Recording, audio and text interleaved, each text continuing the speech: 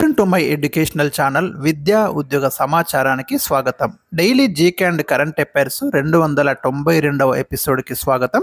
ఛానల్ని సబ్స్క్రైబ్ చేసుకొని daily 10 updates పొందండి. ఈరోజు మనం జనరల్ అవేర్నెస్ నుంచి 10 ప్రశ్నలు డిస్కస్ చేయబోతున్నాం. వీడియోని మాత్రం లైక్ చేయడం మర్చిపోకండి. క్వశ్చన్ నెంబర్ 1, భారతదేశంలో ఏకైక నదీ ఆధార ఓడరేవు ఏది? జనరల్గా మనకు ఓడరేవులన్నీ సముద్రాలను ఆధారంగా చేసుకొని ఉంటాయి. కానీ ఈ కలకత్తా ఓడరేవు, దీనికి ఆన్సర్ కలకత్తా అండి. కలకత్తా ఓడరేవు నది ఆధార ఓడరేవు. ఇది హుగ్లీ నదిపై కలదు.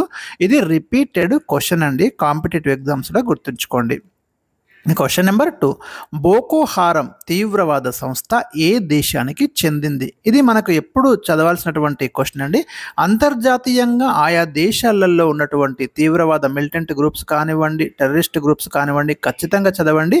వాటి మీద క్వశ్చన్స్ వస్తాయి. ఇంకా న్యూస్లో ఉంటే మాత్రం డెఫినెట్గా మనకు ప్రశ్న వస్తుంది. ఈ బోకో హారం తీవ్రవాద సంస్థ తరచుగా మనకు నైజీరియాలో వినిపిస్తుంది. అక్కడ ఒక విధ్వంసాన్ని సృష్టిస్తున్నటువంటి గ్రూప్ అండి ఇది. క్వశ్చన్ నెంబర్ 3, భారత వాతావరణ విభాగం ఎప్పుడు ఏర్పాటైంది? ఇండియన్ మెట్రియోలాజికల్ డిపార్ట్మెంట్ అండి, ఐఎండి. ఇది ఎప్పుడు ఏర్పాటైందంటే 1875లో ఏర్పాటైందండి. Very very important. ప్రజెంట్ దీని యొక్క ప్రధాన కార్యాలయం ఇప్పుడైతే న్యూఢిల్లీలో ఉంది. మొదట్లో కోల్కత్తాలో ఉండేది, ప్రజెంట్ తర్వాత పుణేకి మారింది. ఇప్పుడైతే ఇది న్యూఢిల్లీలో ఉంది. ఈ ప్రజెంట్ ఇది గుర్తుంచుకోండి. క్వశ్చన్ నెంబర్ 4, భారత ప్రధాని నరేంద్ర మోదీ జనవరి 15, 2025న ప్రారంభించిన మిషన్ మౌసం ఉద్దేశం ఏమిటి? ఈ ప్రోగ్రాం ఉద్దేశం ఏంటంటే ఇండియాను నిరంతరం వాతావరణ విపత్తుల పట్ల అప్రమత్తంగా ఉంచడం. అంటే ఏ వాతావరణ డిజాస్టర్స్ మనకు రాబోతున్నాయి, వాతావరణ పరిజ్ఞానాన్ని పెంపొందించి క్లైమేట్ స్మార్ట్ దేశంగా తీర్చిదిద్దడం. ఇది అర్థమై ఉంటుంది మీకు. క్వశ్చన్ నెంబర్ 5, మేఘాలయ రాష్ట్రంలో నివసించే గిరిజన తెగలు ఏవి? 2001 జేఎల్లో అడిగిన ప్రశ్న ఇది. ఆయా రాష్ట్రాలలో ఉన్నటువంటి ట్రైబల్ గ్రూప్స్ మీద ఫోకస్ చేయండి, ఖచ్చితంగా ప్రశ్నలు వస్తున్నాయి.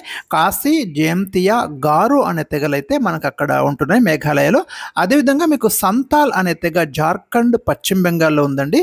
తోడా అనే ట్రైబ్స్ మీకు తమిళనాడులో కనిపిస్తారు. ఇది ఏఈఈ 2002లో అడిగినటువంటి ప్రశ్న అండి, చాలా క్లియర్ ఇన్ఫర్మేషన్. క్వశ్చన్ నెంబర్ 6, రెండవ పంచవర్ష ప్రణాళికలో ఎవరి వ్యూహాన్ని అమలు చేశారు? మనకు 12 5-year ప్లాన్స్ అయితే మనం కంప్లీట్ చేయడం జరిగిందండి. 12 తర్వాత నీతి ఆయోగ్ తీసుకొచ్చాము. ఇప్పుడైతే 5-year ప్లాన్స్ ఇంప్లిమెంట్ చేయడం లేదు. అయితే ఫస్ట్ 5-year ప్లాన్ ఏమో మీకు 1951లో మొదలయ్యి 56లో ముగిసింది.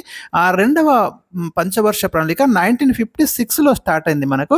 ఈ రెండవ పంచవర్ష ప్రణాళికలో భారీ పరిశ్రమలకు ప్రాధాన్యత ఇచ్చారు, మేజర్ ఇండస్ట్రీస్కి. ఆ నమూనా పిసి మహాలనోబిస్ రూపొందించిన నమూనా ఆధారంగా ఈ సెకండ్ 5-year ప్లాన్ని మనం ఇంప్లిమెంట్ చేసినాము. ఈ స్ట్రాటజీ ప్రకారం ఏంటంటే భారీ పరిశ్రమలలో పెట్టుబడి పెంచడం ద్వారా, కొనుగోలు శక్తి పెంచడం ద్వారా నూతన డిమాండ్ను సృష్టించడం అనేది పిసి మహాలనోబిస్ యొక్క స్ట్రాటజీ అండి. దాంట్లో భాగంగానే మనము బిలాయ్ కానివ్వండి, రూర్కెలా కానివ్వండి, దుర్గాపూర్ కానివ్వండి, ఈ భారీ ఐరన్ అండ్ స్టీల్ ఫ్యాక్టరీస్ని రెండవ పంచవర్ష ప్రణాళికలో భాగంగానే ఏర్పాటు చేయడం అనేది జరిగింది. అదే ఫస్ట్ 5-year ప్లాన్ ఏమో మీకు వ్యవసాయానికి ప్రాధాన్యత ఇచ్చారు. హరాడ్ డోమర్ నమూనా ఆధారంగా ఫస్ట్ 5-year ప్లాన్ అనేది మనకి తీసుకున్నాం. క్వశ్చన్ నెంబర్ 7, హైదరాబాద్ రాష్ట్ర ముఖ్యమంత్రిగా బూర్గుల రామకృష్ణారావు ఏ తేదీన ప్రమాణ స్వీకారం చేశారు? మీకు అందరికీ తెలుసు, 1948లో మనకు హైదరాబాద్ సంస్థానం భారత యూనియన్లో విలీనం కావడం జరిగింది. ఆ తర్వాత అది కొన్ని రోజులు మిలిటరీ పాలనలో, జేఎన్ చౌదరి పాలనలో, తర్వాత వెల్లుడి పాలనలో, తర్వాత ఇక్కడ ఎలక్షన్స్ జరిగి 1952 ఎన్నికల తర్వాత మనకి బూర్గుల రామకృష్ణారావు 1952 మార్చి 6న కాంగ్రెస్ పార్టీ నుండి గెలిచి మరి ముఖ్యమంత్రిగా ప్రమాణ స్వీకారం చేయడం జరిగింది. మహబూబ్ నగర్ జిల్లాలోని షాద్ నగర్ నియోజకవర్గం నుండి గెలుపొందారు.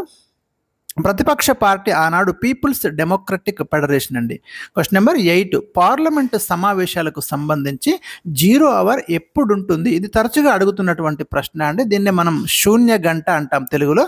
ప్రశ్నోత్తరాలు భోజన సమయానికి మధ్య గల కాలాన్ని మనం శూన్యకాలం అంటాము. ఈ సమయంలో సభాధ్యక్షుడి అనుమతితో అప్పటికప్పుడే క్వశ్చన్స్ అడగొచ్చు సభలో. దీనిని 1962 నుండి పాటిస్తున్నాం. ఈ 0 అవర్కు నిర్ణీత కాల పరిమితి ఏమీ లేదండి, అది కూడా గుర్తుంచుకోండి మీరు. క్వశ్చన్ నెంబర్ 9, పార్లమెంటు సమావేశాలకు సంబంధించి క్వశ్చన్ అవర్ ఎప్పుడు ప్రారంభమవుతుంది? సమావేశాలు జరుగుతున్నప్పుడు ప్రతిరోజు తొలి గంట ప్రశ్నోత్తరాల సమయం కోసం కేటాయిస్తారు. దీన్నే మనం క్వశ్చన్ అవర్ అంటున్నాం. ఈ సమయంలో అడిగే ప్రశ్నలు 2 రకాలుగా ఉంటాయండి. నక్షత్రం గుర్తు ఉన్న ప్రశ్నలు, వీటికి మౌఖిక సమాధానం ఇస్తాడు సంబంధిత మంత్రి. నక్షత్రం గుర్తు లేని ప్రశ్నలు, వీటికి రాతపూర్వక సమాధానం ఇస్తాడు. ఖచ్చితంగా అడిగేటటువంటి ప్రశ్నలు అండి ఇవి. చాలా ఇంపార్టెంట్ లైన్స్ నేను ఇక్కడ ఇచ్చాను. క్వశ్చన్ నెంబర్ 10 ఈరోజు లాస్ట్ క్వశ్చన్ పాలిటీ నుండి. మన దేశంలో పార్లమెంటులో అవిశ్వాస తీర్మానం నో కాన్ఫిడెన్స్ మోషన్ ఎదుర్కొన్న మొట్టమొదటి ప్రధానమంత్రి ఎవరు? ప్రభుత్వానికి వ్యతిరేకంగా పెట్టేటటువంటి అవిశ్వాస తీర్మానం అండి. దీన్ని ఎదుర్కొన్న మొట్టమొదటి ప్రధానమంత్రి జవహర్ లాల్ నెహ్రూ. భారతదేశంలో అత్యధిక కాలం ప్రధానమంత్రిగా పనిచేసిన వ్యక్తి. 1961లో జేబీ కృపలాని మొట్టమొదటిసారిగా అవిశ్వాస తీర్మానాన్ని ప్రవేశపెట్టడం జరిగింది. సో ఇవి ఈరోజు నేను మీకు ఇచ్చినటువంటి చాలా ముఖ్యమైన ప్రశ్నలు. మీకు అర్థమై ఉంటుంది ఎంత ముఖ్యమైన జనరల్ అవేర్నెస్ క్వశ్చన్స్ ఇచ్చాను. మరి ఇలాంటివి మిస్ కాకుండా ఉండాలంటే తప్పకుండా ఛానల్ని సబ్స్క్రైబ్ చేసుకొని బెల్ ఐకాన్ నొక్కండి. మీకు డైలీ నేను వీడియో అప్లోడ్ చేయగానే మీకు నోటిఫికేషన్ అయితే వస్తుంది. అదేవిధంగా మీ ఫ్రెండ్స్కి అయితే ఫార్వర్డ్ చేయండి. Thank you for watching. వీడు అన్నాడు కదా.